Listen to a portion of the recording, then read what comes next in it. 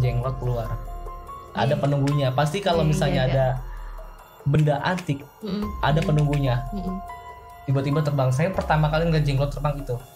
Pertama kali ngeliat jenglot terbang.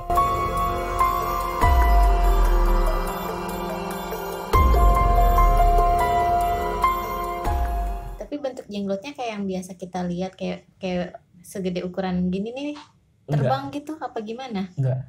Gimana? Yang saya kira tuh emang jenglot asli itu segede gini. Dia bisa berubah kecil, bisa berubah besar.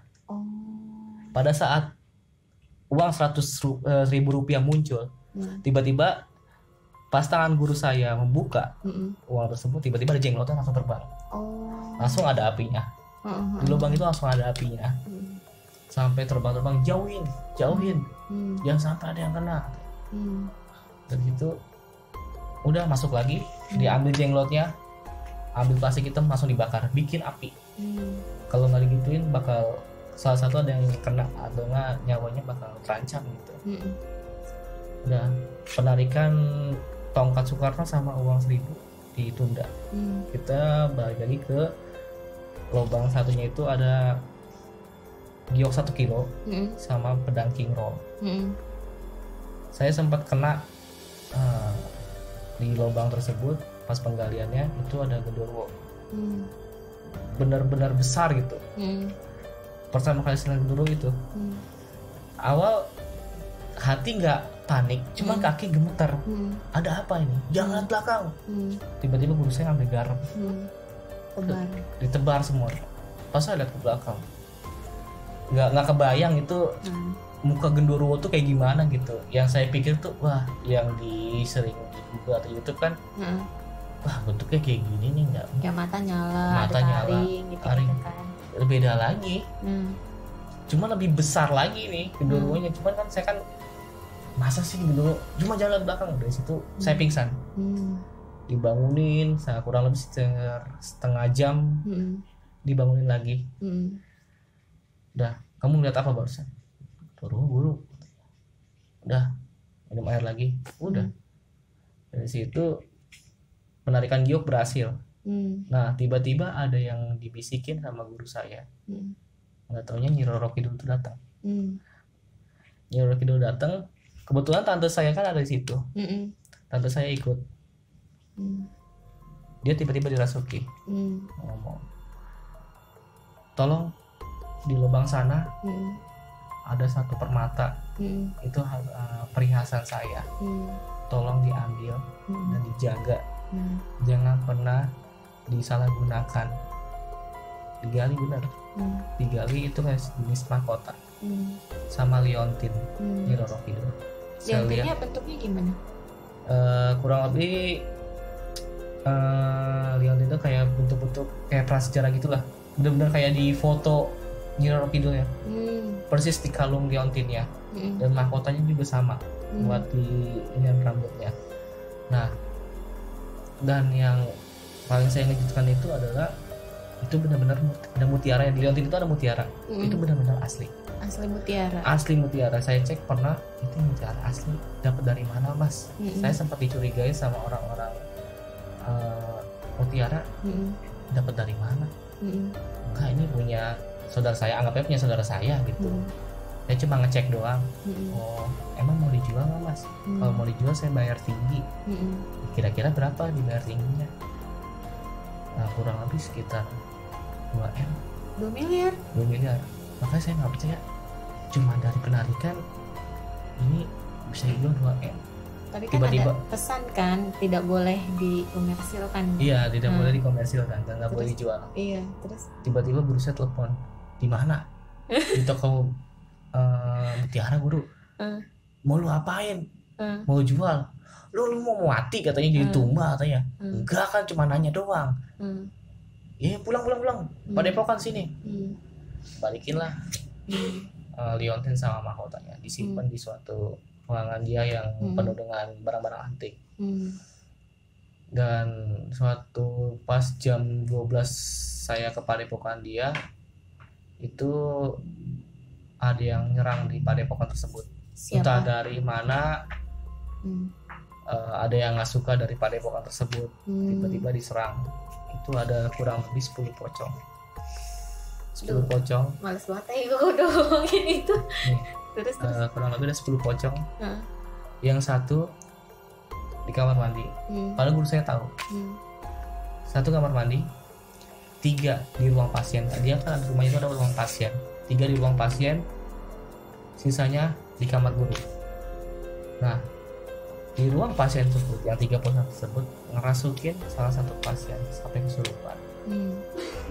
Dan dicari tahu pengirimnya dari suatu padepokan yang ada di kampung sebelah. Ada yang nggak suka mungkin kan, ada yang nggak suka. Persaingan antara padepokan gitu kali. Biasanya persaingan kayak gitu kan ketat. Ini pasien gua nih, lu banyak banget ambil pasien gua kan, lu dapat uang dari mana? Makanya dia serang gitu kan, biar dia keok atau mati lah. Udah dari situ pas udah syariatin semua, udah disadarin semua, pocong itu udah dimusnahin lah. Pernah dapat panggilan dari daerah Karawang.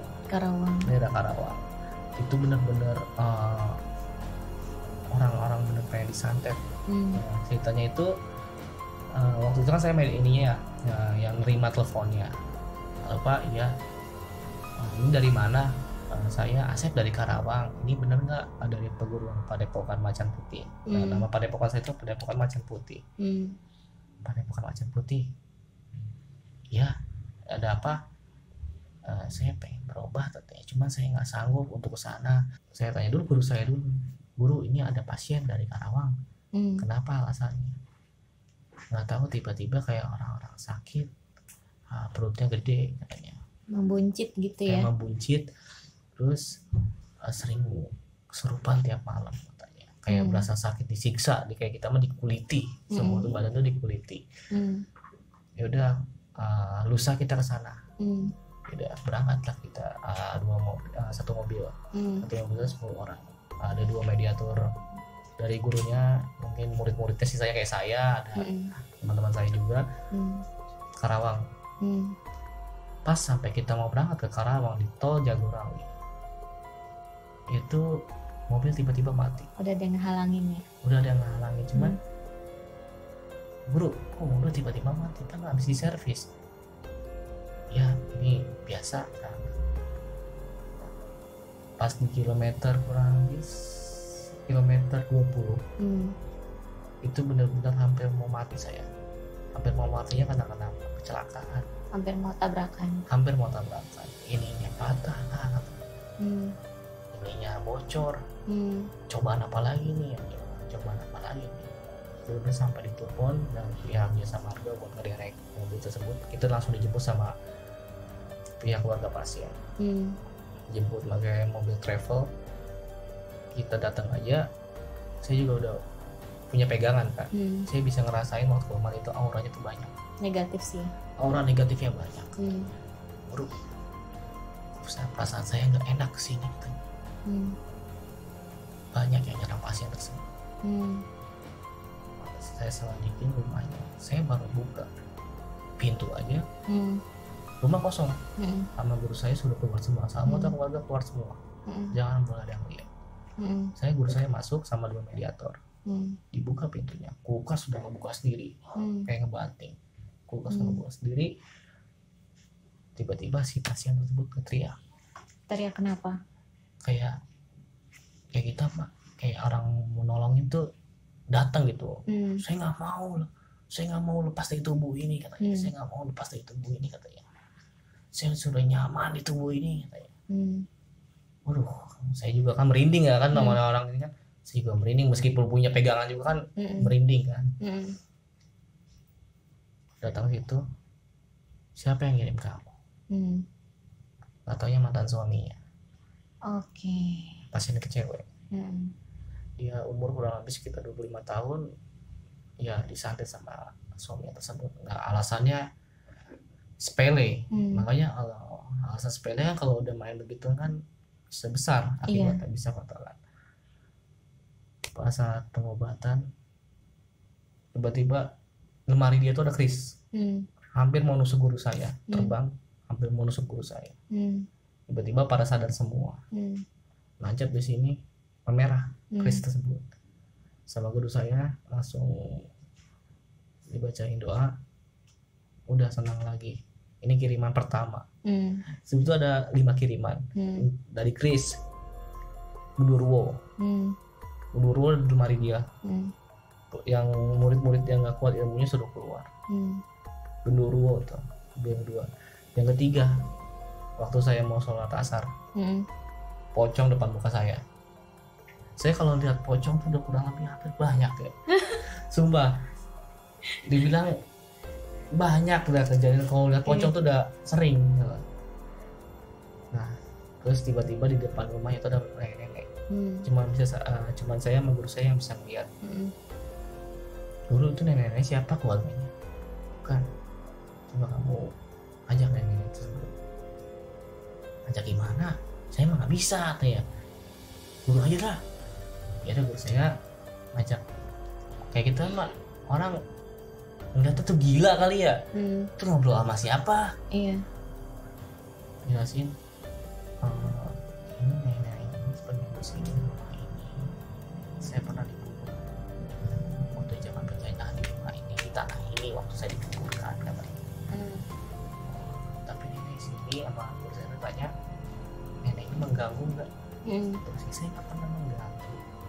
Justru saya diganggu sama kiriman-kiriman jin atau setan dari pasien tersebut.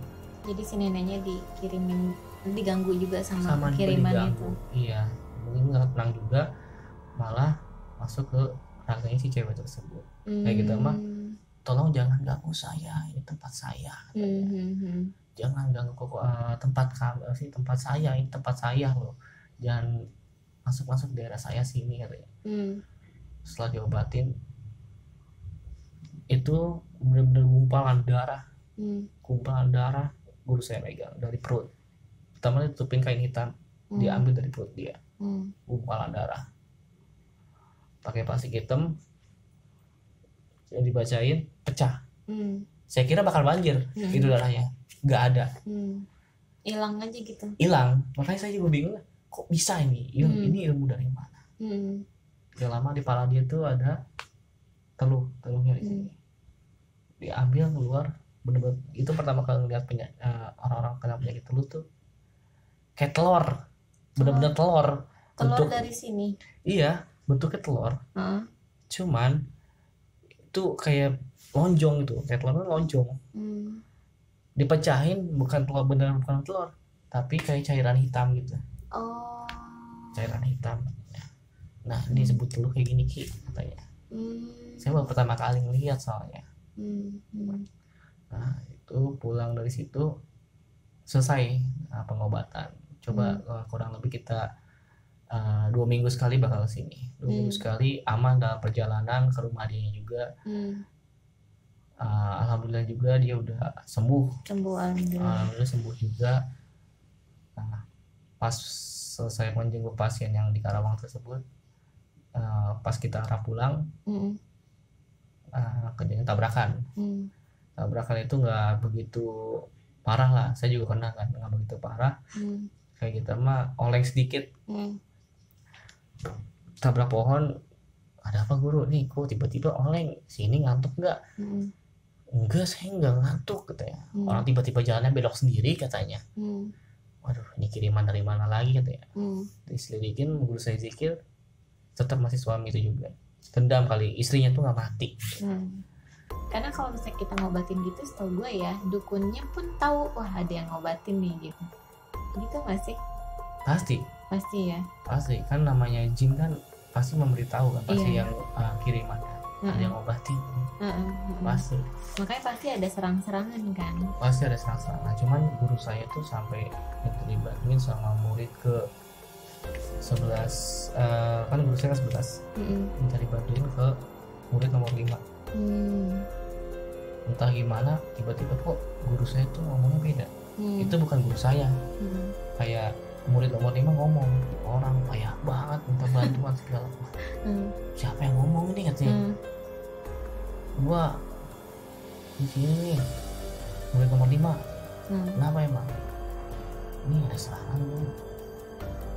pasangan lu kecil ya, dukun cereng katanya, nggak tahu bocah apa, udah langsung ganti lagi, tiba-tiba kursi mental. Habis kayak kita mah ganti raga gitu. Iya, tukeran sukmanya gitu ya masuk. Sukmanya masuk mental gitu. Terus itu kita obatin, nggak sadar lu kurang setengah. Waduh panik karena murid-muridnya kan, apa ini kan mau pertama kali juga ngeliat orang dimasukin raga gitu kan. Iya. Terus sekarang masih? Sekarang sih saya udah nggak ikut itu lagi karena ada suatu peraturan dalam perguruan tersebut. Kalau setiap masuk ke perguruan padepokan itu dilarang makan pepaya. Kok aneh sih, kan biasanya dilarang minum-minum gitu kan? Iya, pasti minum-minum ada namanya wanita pasti kan, yang penting satu wanita kayak kita mabuk-mabukan jauhi kan. Ada suatu yang menurut saya kan agak nyeleneh gitu kalau saya tahu. Pepaya gitu, kaget gue juga. Terus pepaya kenapa gampang disantet? Mungkin salah satu dari perubahan itu jangan boleh makan pepaya meskipun daunnya, bunganya, atau buahnya itu nggak boleh dimakan sama sekali. Makanya setiap ada penjamuan di gua kita ulangi pasien itu kita tanya dulu makanannya ada pepayanya nggak, sampai ditanyain gitu. Kita nggak bisa makan pepaya itu. Mungkin dari keluarga pasien juga tahu ada aturannya nih. Saya pernah makan sekali, entah saya kan tanpa disengaja kan, namanya orang pengen tiba-tiba saya makan tanpa saya tanya dulu ini apa, kembang pepaya. Itu udah dicampur kan, namanya udah dicampur kan beda lagi, nggak kelihatan kembang pepayanya. Dari situ saya kayak kena serangan gitu. Wah ini muridnya sih lagi lengah nih, bantai saya sakit-sakitan lagi. Kamu kenapa gitu? Pepaya kemarin nggak tahu, bener obat yang bener lama itu. Dari situ saya jelasin sama guru besarnya, udah kamu nggak bisa terima murid sini lagi. Kayak kita mah udah melanggar aturan gitu. Udah jauh banget. Ini aturan tuh benar-benar dilarang dari perguruan dia, padepokan dia. Padahal itu lu nggak sengaja ya makan. Tanpa sengaja, karena kita nggak tahu kan namanya orang kita makan kan. Nah, udah dari itu saya dibuatkan kayak kita mah ilmu yang diberi cabut. Tapi biasanya suka masih ada sisanya loh boy. Ya sisa sih mungkin dari keturunan nenek saya. Makanya sebelum itu saya tanya dulu, ini cabut semua. Iya dari nenek moyang saya bisa nggak? Saya juga pengen cabut semuanya, saya nggak mau, pengen bener-bener nggak mau ngikutin namanya ilmu macan lah ilmu ini.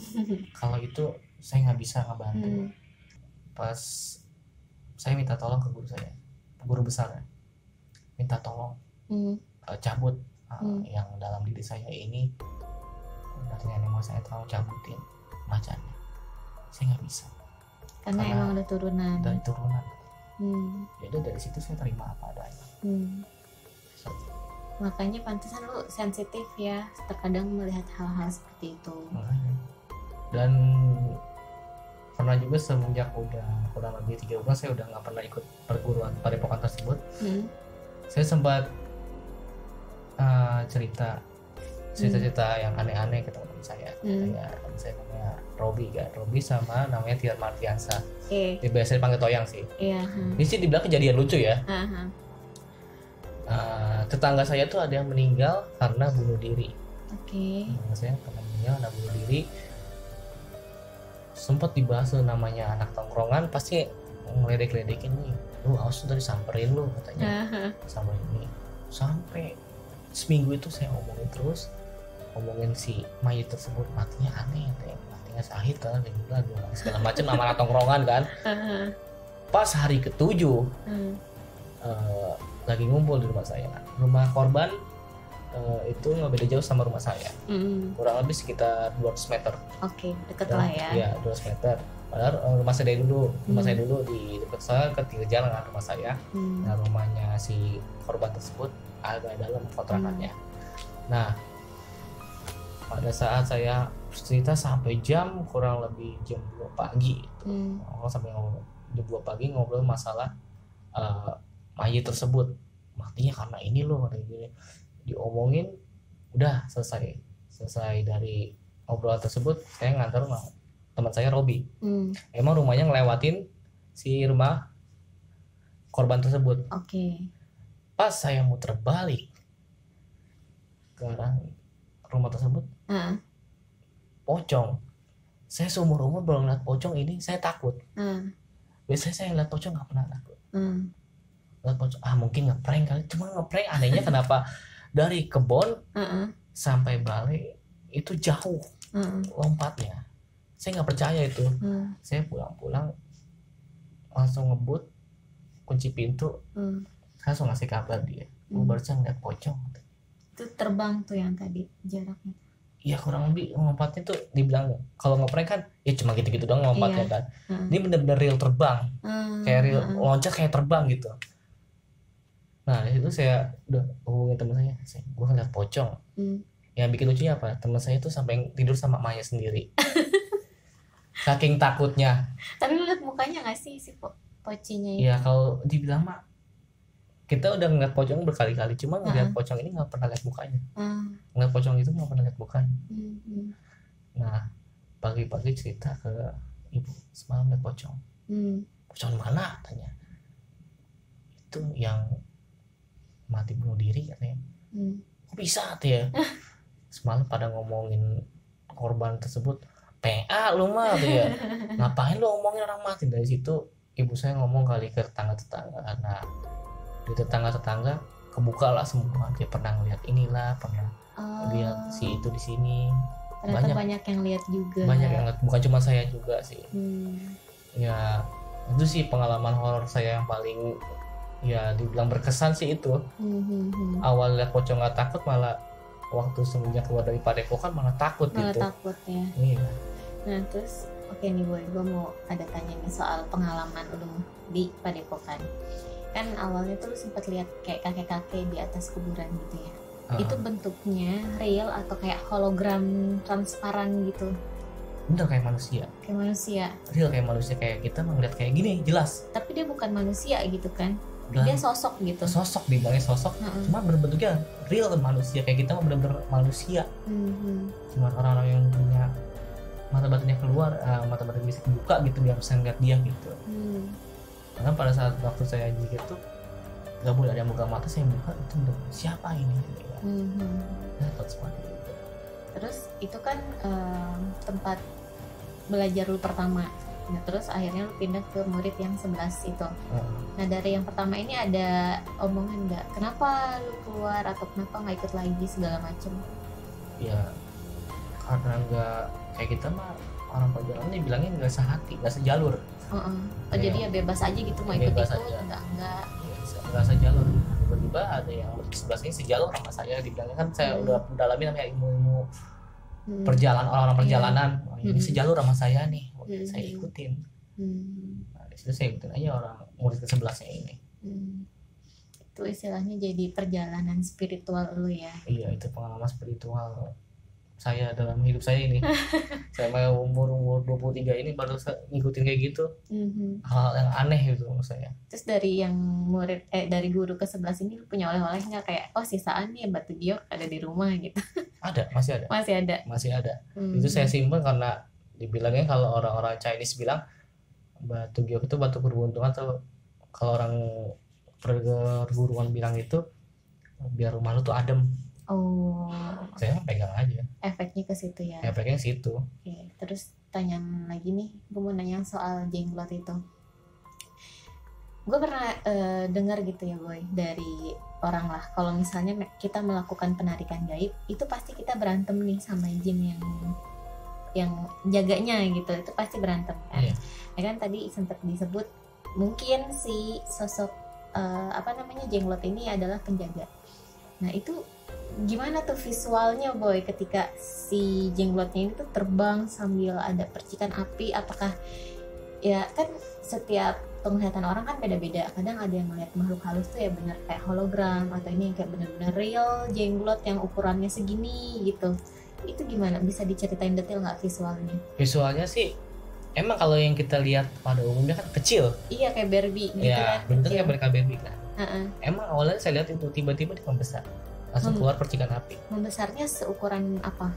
Ya kurang lebih sekitar 60 cm, itu besarnya segitu aja. Yang saya lihat itu sebesarnya gitu. Mata merah muter-muter di atas halaman lapangan sekolah tersebut kan. Nah, percikan api keluar itu entah dari mana itu, mungkin keluar dari mana kan. Entah kita gesekan energi juga ya. Ya bisa. Mungkin. Nah sempat pertarungan dari guru saya itu sampai berdarah-darah. Muntah darah gitu dia. Benar-benar muntah darah. Saya kira bohong ini. Benar-benar muntah darah. Dan di tangan tuh ada luka-luka cakarnya itu. Dan alhamdulillah ya guru saya itu emang udah ditolong sama guru besar saya, minta tolong, dibantu untuk jenglot ini katanya. Selesai dibantu, udah balik lagi, jenglotnya mengecil langsung. Kurang lebih seukuran ini, langsung kecil lagi. Langsung kecil. Tutupin plastik, siapin api, dibakar tuh dia, langsung dibakar. Nah yang bikin aneh itu dibakarnya itu apinya beda lagi. Setiap pas bakar itu jenglot tersebut bara-baranya langsung buyar, langsung nggak ada. Pas pembakaran langsung nggak ada apinya lagi. Makanya yang heran itu pas yang saya lihat ya, pas pembakaran jenglot tuh kayak gitu. Jadi kayak ya udah hilang aja gitu kayak apinya, bara-baranya langsung hilang. Makanya saya nggak yang bikin anehnya waktu pertama kali ngejenggot sih itu pembakarannya. Oke, itu dia guys cerita dari Boy. Menurut gue sih serem sih, dan dia masih punya banyak cerita mistis, tapi berhubung durasi jadi kemungkinan sampai di sini aja cerita malam Jumat Miku. Sebelumnya nih makasih banget lu udah mau berbagi cerita, mau sharing tentang pengalaman atau gue bilangnya perjalanan spiritual lu lah ya. Kalau misalnya ada cerita mistis lagi bisa ya Boy ceritain lagi. Itu dia cerita dari Boy. Silahkan komen di bawah bagaimana pendapat kalian, atau kalian punya pengalaman yang sama kayak seperti ada pengalaman menarik benda gaib, silahkan komen di bawah. Nah mungkin sampai sini aja pertemuan kita, kurang lebihnya mohon maaf. Gue Milda, gue Boy. Wassalamualaikum warahmatullahi wabarakatuh.